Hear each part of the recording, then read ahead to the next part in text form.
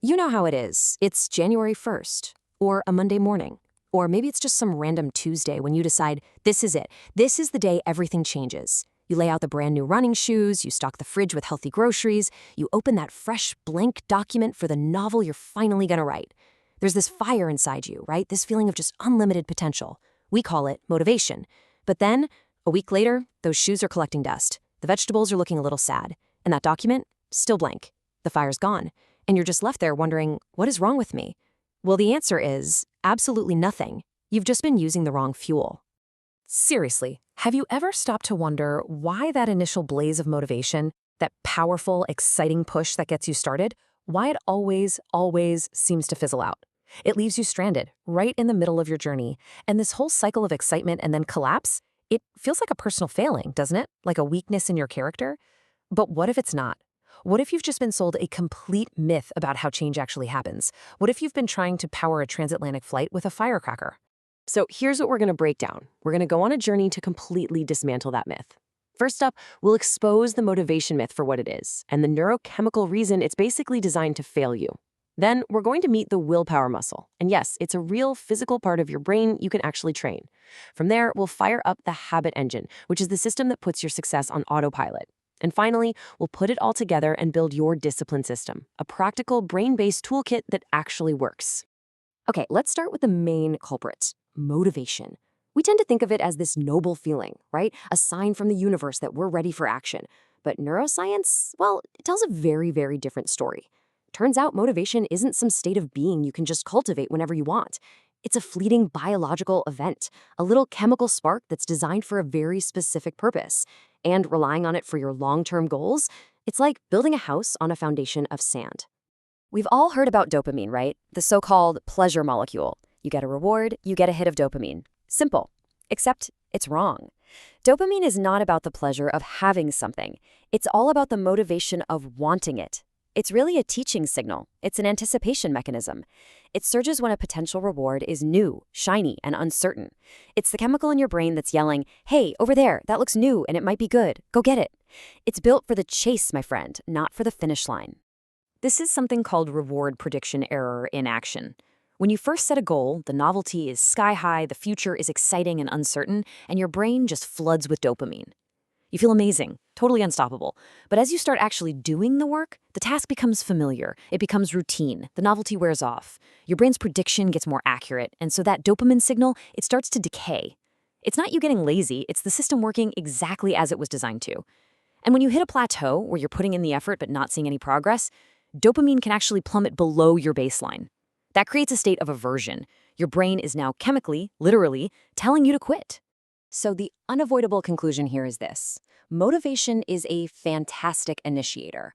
It's an incredible spark that lights the fuse, but it is structurally, biologically incapable of being your long-term fuel. It energizes the start of the race, but it has this really nasty habit of just abandoning you halfway through, usually right when the track gets steepest. Any strategy for success that relies on feeling motivated is, I'm sorry to say, doomed from the start. This brings us to motivation's little partner in crime, mood. Most of us, we treat our mood like it's a command from on high. I feel tired and uninspired, therefore I cannot work. We just accept it as the final verdict on our capability. But neuroscience offers this radical reframe. Your mood isn't a command, it's just data. It's a signal your brain is using to estimate the energy cost of whatever you're about to do. A bad mood inflates that cost, making a simple task feel like climbing Mount Everest. The disciplined mind, though, learns to be a good data analyst. It asks, okay, I'm feeling resistance. Why? Is it because I slept poorly, or is this task truly impossible? By questioning the data instead of just blindly obeying the feeling, you take back control. Okay, so if motivation is this fickle spark that we can't rely on, what do we use to get through that long, dark, difficult middle of any journey? Well, we need a bridge. And that bridge is called willpower. But not willpower as some kind of mythical trait you're either born with or not. No, we're talking about willpower as a physical, trainable part of your brain. So let me introduce you to the anterior mid-cingulate cortex, or the AMCC for short. This little region tucked deep in the middle of your brain is the biological home of what we experience as willpower. It's your brain's cost-benefit calculator. It's constantly weighing the immediate pain of pushing through resistance against the abstract future value of some long-term goal. And the most incredible discovery about the AMCC is that it can change. It can physically grow thicker, stronger, and better connected, but only in response to one very specific type of stimulation. So how do you train it? How do you build this muscle? The answer is both really simple and kind of profound. The AMACC doesn't grow from doing things you enjoy. It doesn't grow from just any old hard work. It grows specifically and only when you voluntarily choose to do something you feel resistance toward, something you really do not want to do. Taking that cold shower, doing that one extra rep at the gym, making the sales call you've been dreading.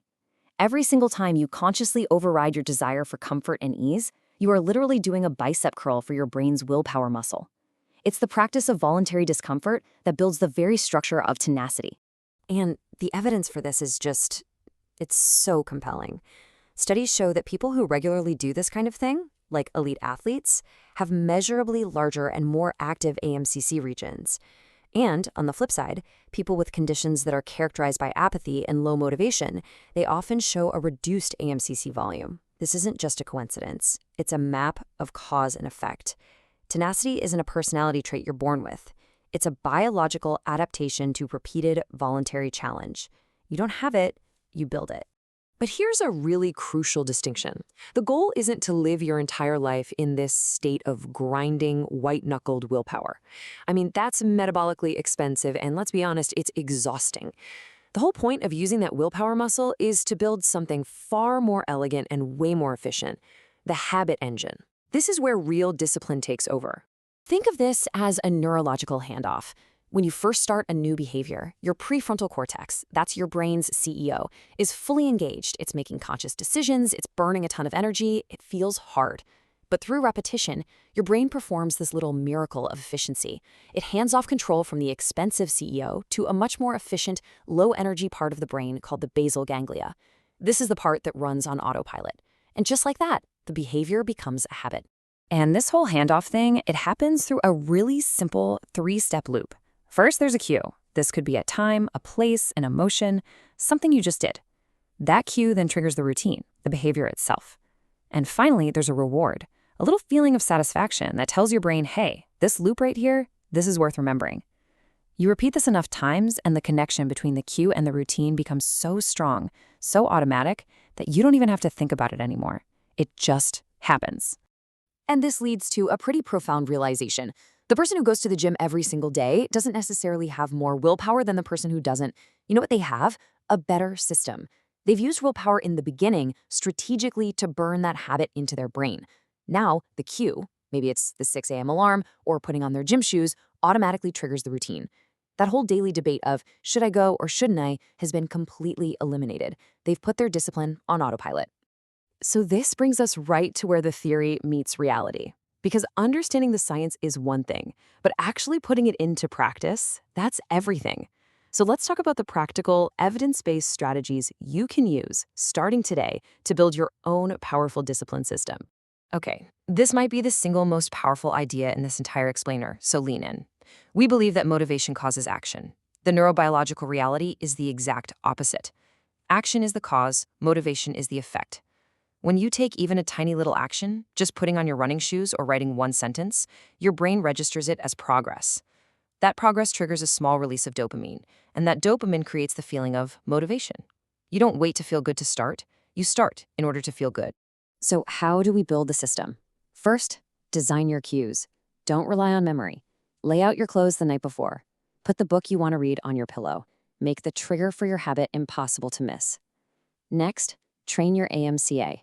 Intentionally do hard things. Take the stairs. Have that difficult conversation. Third, adopt a non-limited belief about willpower.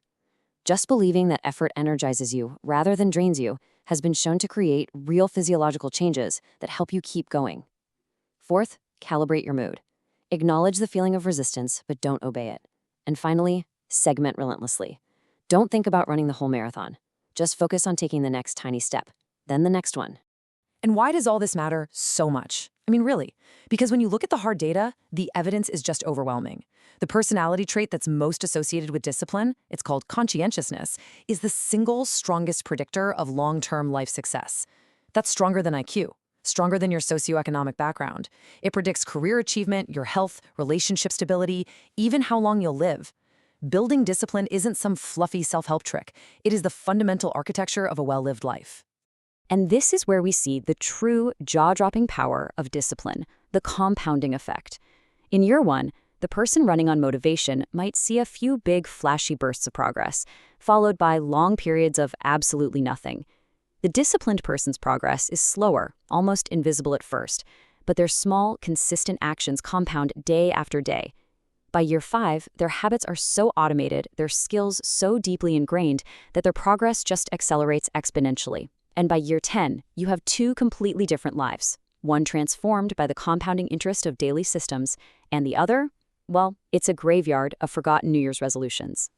So let's bring it all together. It's not about motivation versus discipline. It's about understanding the role that each part of this trinity of drive plays. Motivation is the spark. It's volatile, it's beautiful, and it's perfect for pointing you in a new direction. Willpower is the bridge. It's costly, it takes a lot of energy, but it's essential for getting you from that initial spark over the huge chasm of resistance. And discipline? Discipline is the engine. It's stable, it's efficient, and it is built for the long haul. The mistake we all make is asking the spark to do the engine's job. So, if you take just one thing away from all of this, let it be this. Stop waiting for the feeling.